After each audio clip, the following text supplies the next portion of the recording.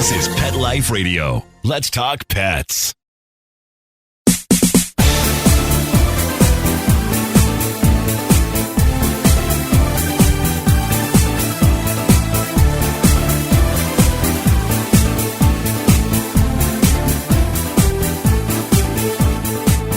Twenty to 60% of dogs are not considered adoptable due to behavior issues. And thousands are killed each year in shelters and rescues because they're not considered safe for adoption. How many stories have we heard about dogs living for months, years in kennels, and cats living in overcrowded cat rooms? Welcome to Bark and Swagger on Pet Life Radio. I'm Jody L. Tice, your host. My guest today helps to make some of those dogs adoptable, gives them a second chance at life. His name is Thommy Harley, and he's a trainer who specializes in dogs with behavior issues. He focuses his energies on his nonprofit called From Kennels to Homes. And we're going to hear all about it and all the stories of these dogs when we continue. We're going to take a short break from our sponsor and be right back with Thommy. So grab that favorite beverage, get comfortable, and we'll be right back. Take a bite out of your competition. Advertise your business with an ad in Pet Life Radio podcasts and radio shows. There is no other pet-related media that is as large and reaches more pet parents and pet lovers than Pet Life Radio.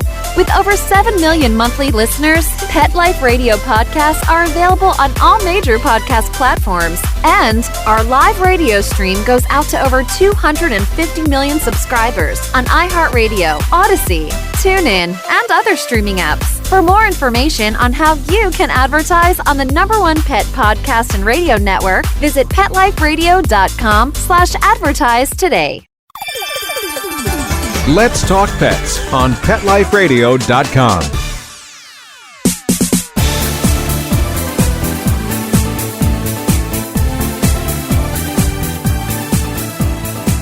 Welcome back. You're listening to Bark and Swagger on Pet Life Radio. I'm Jody Tice, your host. Thommy Harley is an angel for shelter dogs. That's how I can best describe it, especially those with behavior issues. Over the past 17 years, he's been working with these dogs, training them with love, patience, and kindness. He's helped thousands have a second chance at life. Some of them have horrendous pasts, as we all know. So I want to welcome Thommy to the show, and let's find out more about what he's doing and these dogs that he's helping. Hey, Thommy. Hey, Jody. Thank you so much for having me. I'm so happy to have you here. I can't wait to hear all about what you're doing and share it with my audience. You are truly an angel for these dogs. So tell us about how you got started in working with behavior challenged dogs. Okay, so when I moved to Florida, I started volunteering at a large rescue, walking dogs and so forth. And it was just kind of an interesting thing because I happened to notice this one building and I'd asked them, who are those dogs? And they basically said, those are aggressive dogs that we can never adopt. And it just kind of broke my heart to think you just have to live your life in a kennel. So I started taking an interest in them and I just started taking them out, forming a bond with them. They became my purpose. I thought, before we can come to that conclusion, let's, give them a good assessment. Let's understand them. Let's give them a chance.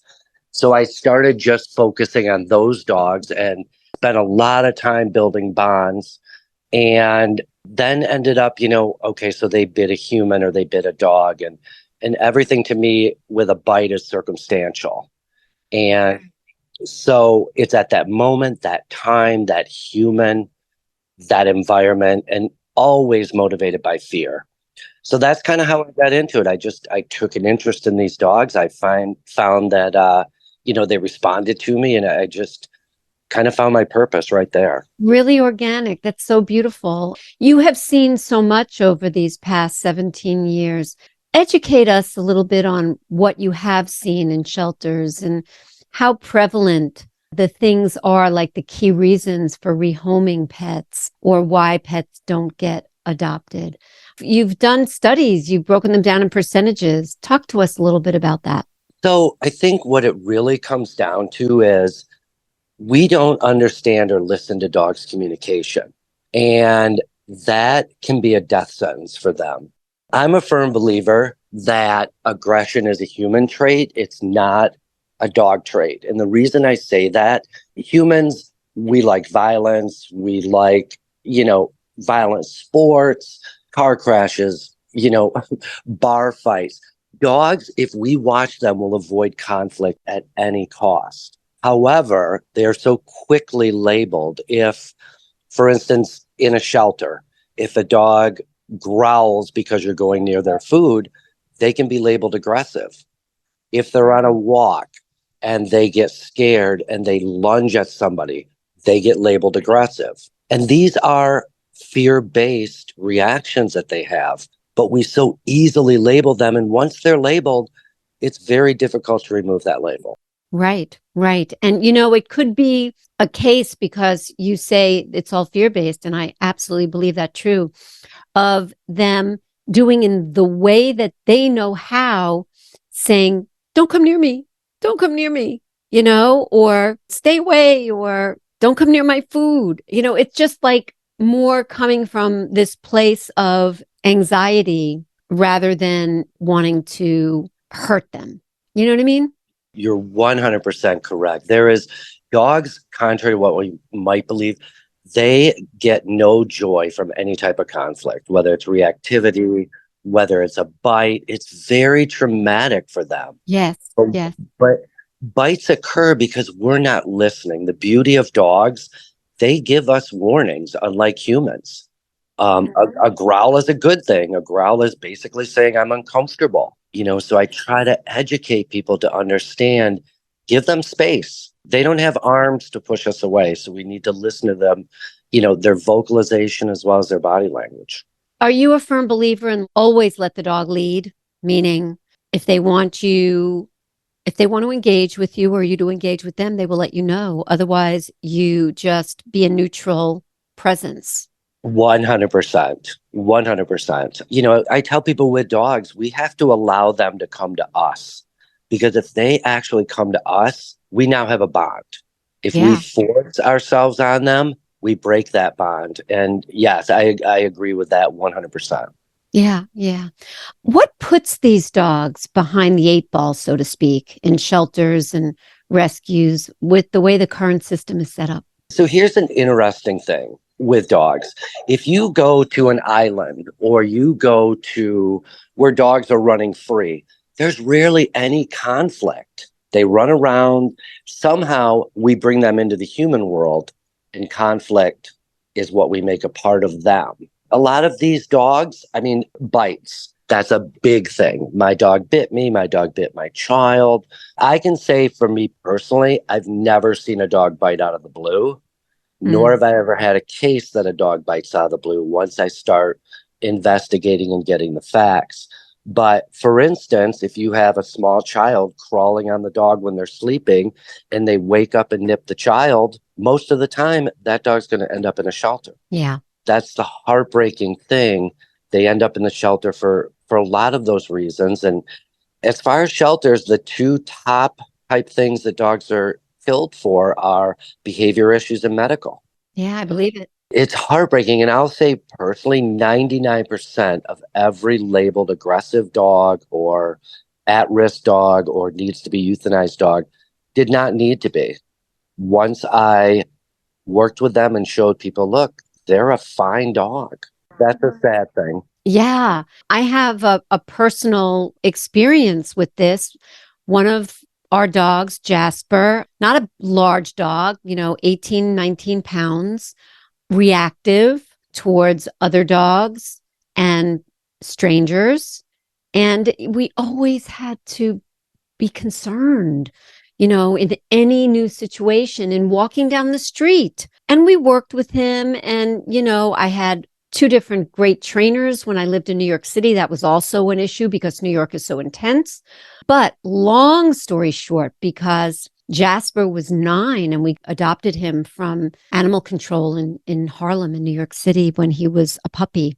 But when he was 9 and my husband and I split up just within the last year, he went to live with my husband in the English countryside. And Oh, oh no, he's living the life, never on a leash. And literally within 1 month, he was no longer reactive.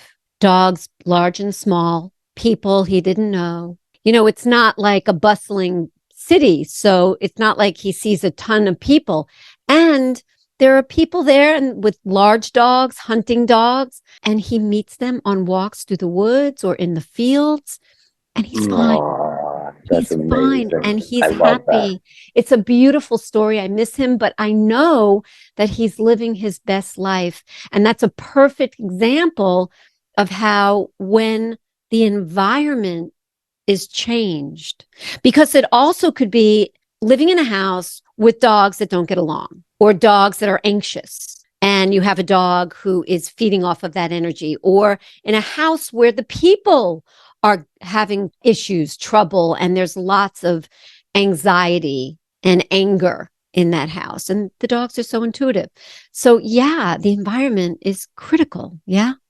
Yes. I mean, and reactivity is such a common thing. And so what I try to tell people, everything as a behavior specialist, I always look at a dog from a behavior standpoint. Mm. So if a dog is reactive, what it's telling me is it is very uncomfortable. It's very anxious. It's fearful, could be having a panic attack. And that's the reason. So rather than correcting and saying no, we want to go, oh, okay, so we need to build your confidence.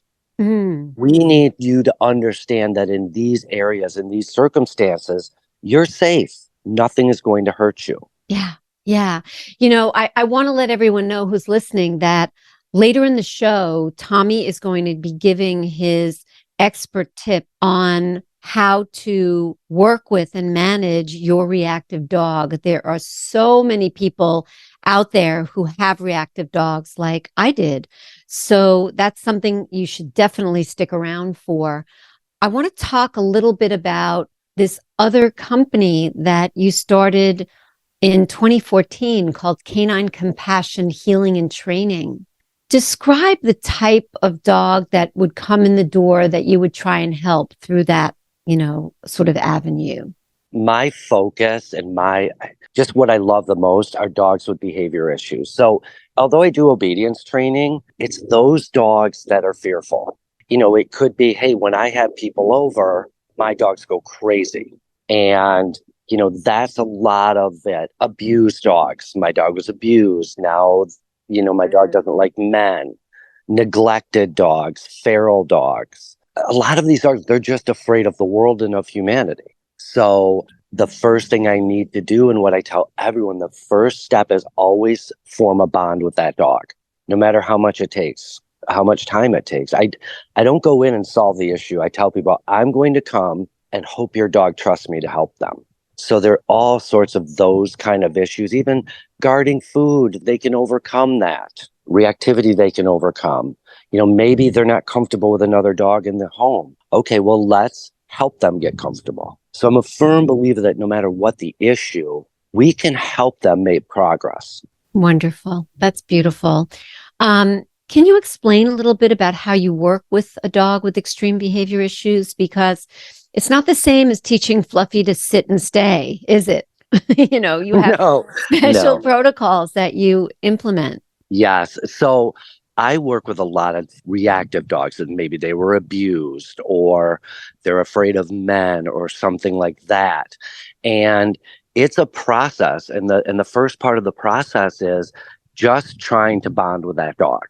I use a lot of my energy and my calmness and I kind of talk to them going, I know you're afraid of me, but you don't have to be. I'm going to help you. So trying to get them slowly and when they get up enough nerve to come and get a treat, that's a big thing for me. And it's not a bribery. It's, well, here's a scary man, but he's got a treat, so maybe he's not that bad. So we start that process. The more comfortable they get with me, where they'll come up and I can pet them under the chin, I realize we're getting a trust bond. And so now I can start working with them because all of these behavior issues in their minds are terrifying. So I need them to trust me enough to go, okay, dude, you got me. You're protecting me. Let's do it. That's what I want them to look to me to help them. Yeah. Yeah. And you mentioned the word energy, which to me is a really important idea, concept here, because I mean, I work with energy and energy medicine in my pet and human health coaching practices. And these animals are so intuitive. So the energy you bring is something they pick up right away. So because you're able to bond with dogs that are so afraid, you must have a calm energy, an energy where they think, okay, I might be scared, but it's okay to come and get that treat, I think. And then they see that it is okay. So energy is so much. Do you feel that when you are working with these dogs? And are you conscious of the energy, almost like the frequency that you put out there? That's a really good question. I think I don't really even think about it anymore, but I know that calmness is the best thing. And they feel that, okay, this guy is calm. He's not going to hurt me. And what I tell people, if, even when they're growling at me or air snapping, I stay perfectly calm. And I'll tell you, the number one thing I do know about dogs that they've taught me, they don't want to hurt me. And so when I work with these dogs, it's not that, I'm Superman or I walk on water or I have so much courage. It's just, I know the bottom line, they don't want to hurt me. So if I do this correctly and calmly and at their pace, then we can make some progress. But yeah, staying calm. And I've told people a dog could be fine, but if you start getting nervous, it puts them on alert. They're thinking, human, why are you getting nervous? Right. When we come back and you're talking about your tips for pet parents with aggressive or reactive dogs, working at their pace and signals, knowing when they've had enough, or just from your experience, what the length of time of working with them in one sitting is, basically, so that pet parents can know what to look for, I think is going to be great to talk about. So let's hang on to that for a second, because I want to know something. Have you ever been attacked? And what happened? Oh, Because it that's could it. be just part of the job. It's a very good question. Unfortunately, to this day, I have not. Oh, thank goodness. Well, it's a matter of I'm always listening to them. Yeah. So I don't try to play the hero and rush in there and make them like me. It's calm and easy, calm and easy. So it's kind of interesting because I have been bit twice and they've been two dogs under 10 pounds. Very interesting. Well, Were either of them chihuahuas? no, surprisingly. But Surprisingly. but they were both my fault. There was one, I was at a rescue and I knew he didn't like to be picked up.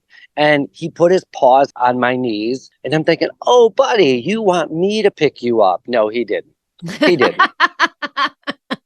It's so interesting that they were little, because this is the other thing. When a dog is big, people may be more wary. When a dog is little and it's a stranger coming up to a little dog and they just go into their space. Oh, Yeah.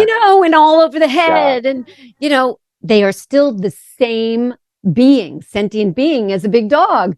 Exactly. So, and feel the same things that we feel. So the same protocol should be employed, right? Let them Absolutely. lead. Yeah. And it's kind of interesting because, the breeds of dogs that bite the most, the top two or three are smaller breeds. Yes. And people don't realize that. Yes. I think that's part of it. And also because, well, certainly history, but also because the littler you are, the bigger everything else is around Of you. course. And the harder Yeah. it is to navigate the world, maybe the more scary. Each dog is different and each dog needs to be approached differently. And I tell people, yes, there's guidelines, but just like with humans, we have to deal with them and work with them as individual beings. Yes. I love that you say that, because one of the things that I'm taught in my human health coach training is bioindividuality, and it applies just as much to our animals. Every animal is different, like every child is different, and every person, adult, is different. So I'm really glad that you've said that. We are going to take a short break now from our sponsor. But when we come back, Thommy is going to give you these tips so that you have some tools in your toolkit to work with your aggressive or reactive dog, maybe in a new way. And we're also going to hear some favorite stories that Thommy has about dogs that he's worked with and helped over the years. So I can't wait to hear that. So refresh that favorite beverage, get cozy, and we'll be right back. Molly, here's your dinner. Zeus, that's not your food. Don't let that happen to your precious cat. Elevate your cat's eating experience with the Cat Tree Tray. The Cat Tree Tray keeps your cat's food off the floor and conveniently located on the cat tree. It's the perfect way to eat. It's a beautiful wrought iron tray that easily attaches to your cat tree and keeps dogs and other critters out of your cat's dish. A must for multi-pet households. There's a 6-inch tray for large bowls and a 4-inch tray for smaller bowls. Purchase your Cat Tree Tray today.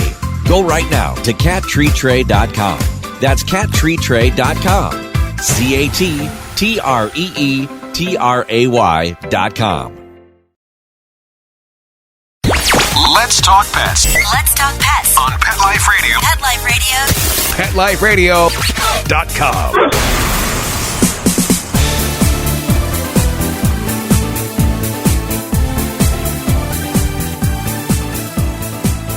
Welcome back. If you've just joined, you're listening to Bark and Swagger on Pet Life Radio, and this is Jody Teich, your host. We're here today with Thommy Harley, founder of the nonprofit From Kennel to Homes, where he does behavioral training with high-risk, aggressive dogs to give them a second chance at life, which is a beautiful thing. Thommy, the thousands of dogs you've helped over the years, thousands, which is incredible and blows my mind. You must have some favorite stories. So what are your top 3?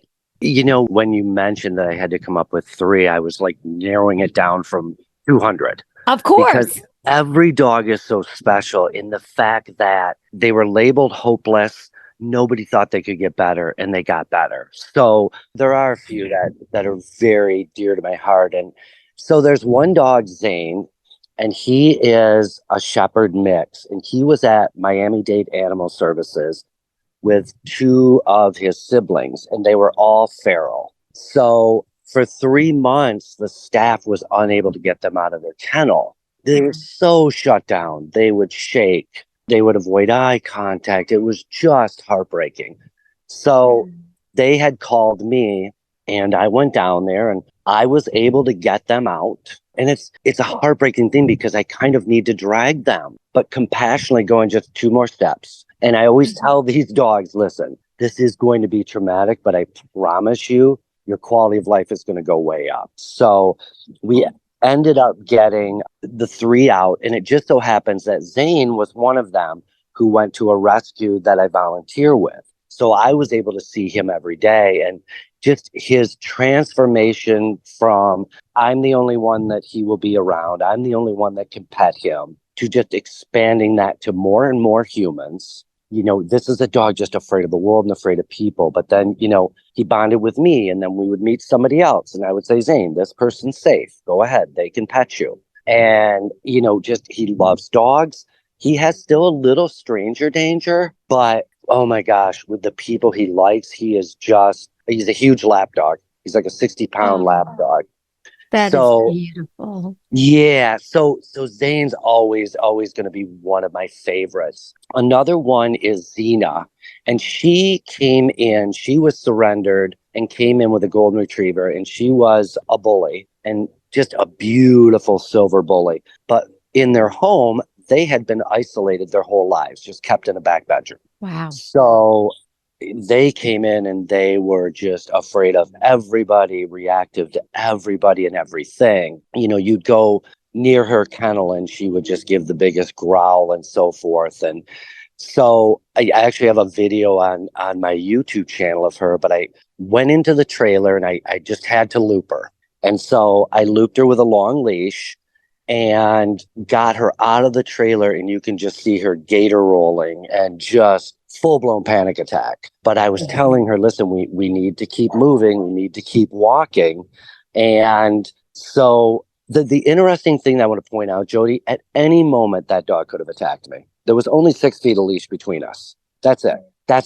she didn't want to. And then that was one of my just a beautiful story to show. So basically finally got her out, got her in the play yard, and, formed that bond with her. I just sat there, and then she came up, wanted to be petted, and slowly introduced her to more people and more dogs. And she just did amazing. Wow. Wow. Yeah.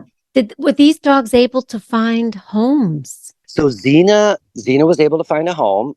Zane's still up for adoption, and hopefully he will. And then the third dog is Hamilton, and he was rescued from a Korean meat farm, believe it or not. Oh no! And the Thank conditions, goodness. the conditions It's horrible. It was horrible. Yes. It was. So I was asked by a rescue, can you take him and work with him? And this is, just a dog with no experience, and he would growl at me, and I just gave him space and let him kind of do his thing. And then after a while, I would sit on the floor and, was able to get a collar on him and then a leash. And we would do walks, and he would just drop to the ground, be terrified, and just a dog afraid of everything and everybody. Slowly, I go on adventures with them. We'll go to a new park and go slow. And he ended up, meeting new people, meeting new dogs. And the funny story about this is he went back to the rescue for a short time, and they sent me a picture that he had gone out the second story window and was just standing on the roof looking around. Oh my God. I thought, I'm so sorry. I gave him too much confidence. But it was just the cutest thing. And he ended up being adopted by a guy that lives by me. So I actually drove up to Georgia, picked him up, and took him to his new home. And he had just a beautiful, amazing dog. Oh, I'm so happy to hear that. I'm so happy that he was adopted and near you, so you can see him when you want. Yeah, it's so nice, because there's been dogs I haven't seen for 3 or 4 years, and they remember me, and it's just the coolest thing. They do. They don't forget. They don't forget your scent. No. And your energy. Yes, it's so amazing. Okay, now the company that you created, From Kennel to Homes, is a nonprofit. It's a nonprofit. You do incredible work, but you rely on funding to continue the amazing work that you do. So where can people donate to either maybe a dog that you have on the site that you're working with, if they connect with a video of a dog you're working with?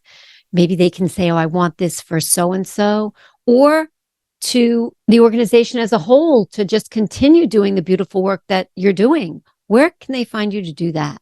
Sure. Thank you.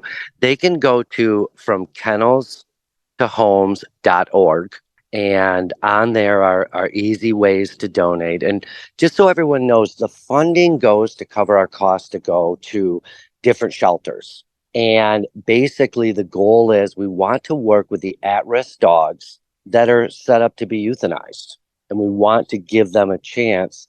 And I'll just share one story. So this year, 3 times I went down to Miami-Dade Animal Services and worked and assessed and got great videos of dogs that had been labeled, dogs that were going to be euthanized because they were aggressive, etc. And we were able to do videos of this actually isn't true. They're not actually like this.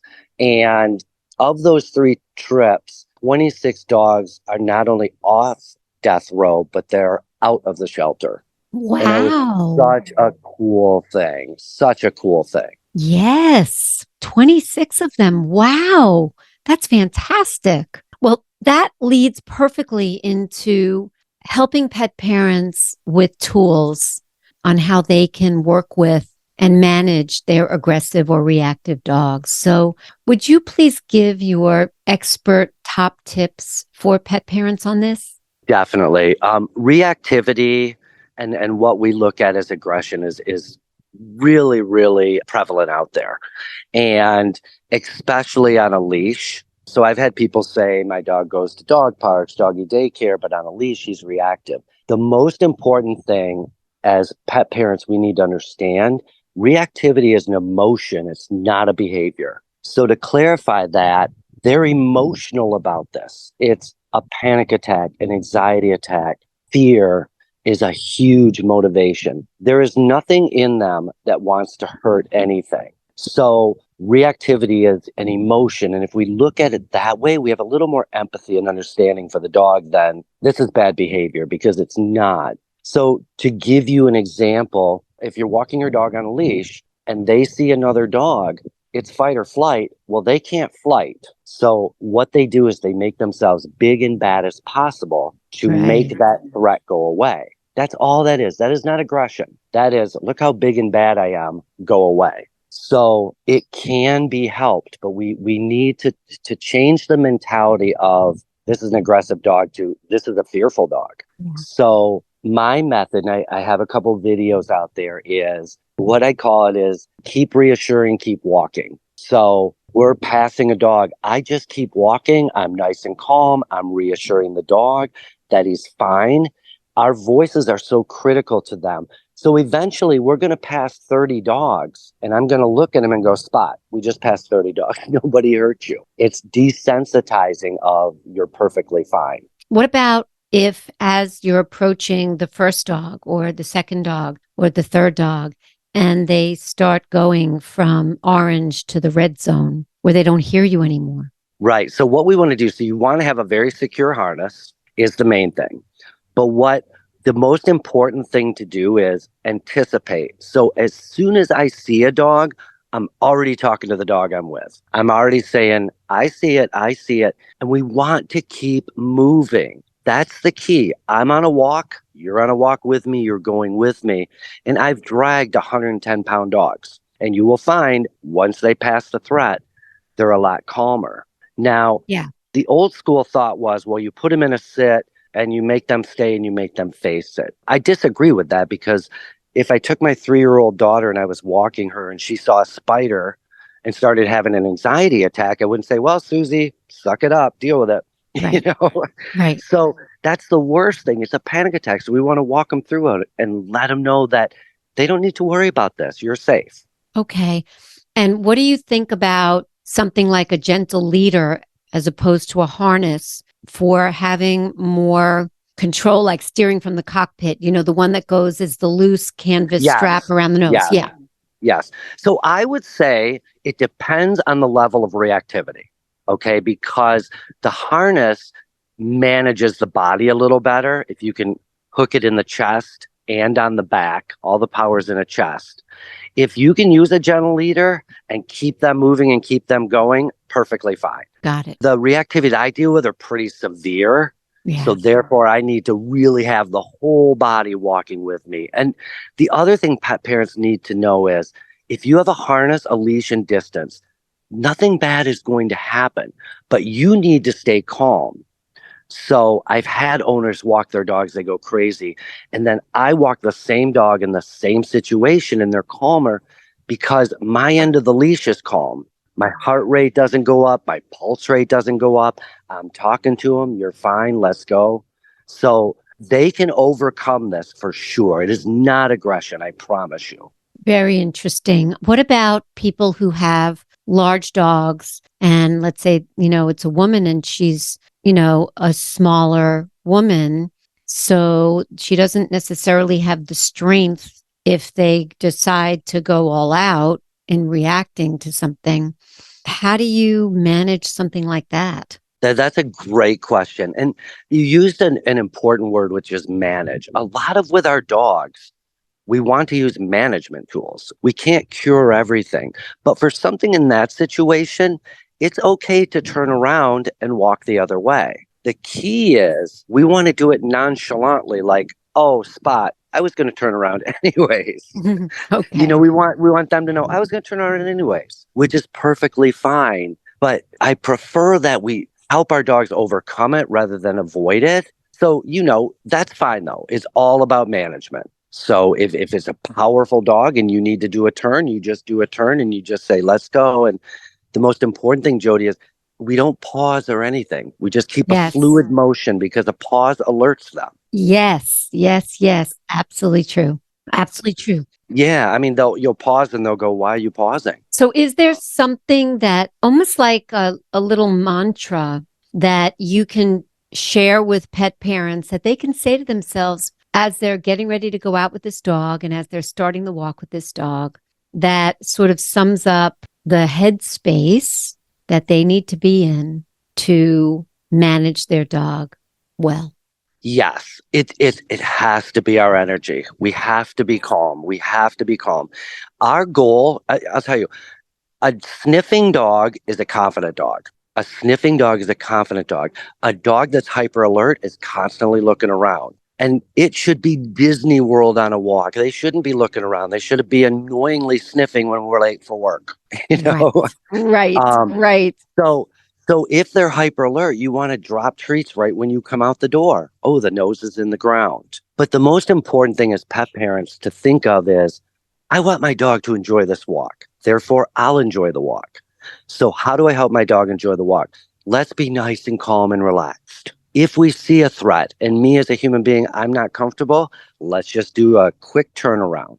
But let's focus on what a walk is for. A dog should be sniffing everything. It's so good for them. Yes, it's part of the happiness protocol. Yes. And the most important thing for everyone to understand is you do not have a bad dog, even if you get dirty looks. You have a scared dog. It's a different way to look at them, which completely shifts it. I think that's really important. You know, a trainer that I used to work with for Jasper years ago used to call keeping your energy in that place. He used to say, keep it fluffy. Yes. Keep it fluffy. Yes. The other thing I'll tell you, Jody, is always look in control. There's nothing that panics someone else more is if your dog's out of control and you look out of control. So then you've got a lot of bad energy. Yes. You just look at your neighbor and go, I got him. He's fine. He's afraid. Okay. Beautiful. Beautiful. Thommy, thank you so much. This has been amazing. Welcome. Tell people where they can contribute again, find you, social media as well. So people are very clear about where they can get in touch, learn more, get help if need be, etc. Sure. From kennelstohomes.org. That's the website. I also have a lot of really good educational blogs that I put up there. And my goal is to educate people about dogs and behavior so we can help them more. There's also the social media links there. You can donate there. And I'll tell you that every single penny allows us to continue going to different shelters around the U.S. and helping these death row dogs get out of the shelters. I love it. Thank you so much for what you do, Thommy. You have helped so many, and even helping one life is precious. So this is exponentially amazing. Thank you so much for being on the show. Jody, thank you as well. It's my pleasure. And thank you all for listening. Thanks to our producer, Mark Winter, who makes us sound so good. We love you for it, Mark. My passion is living stylishly, animal rescue, and health. So tune in next time to discover the designers, home decor, and rescue stories I love and the heroes behind them. So when fierce fashion calls, bark and swagger. Let's Talk Pets, every week on demand, only on PetLifeRadio.com.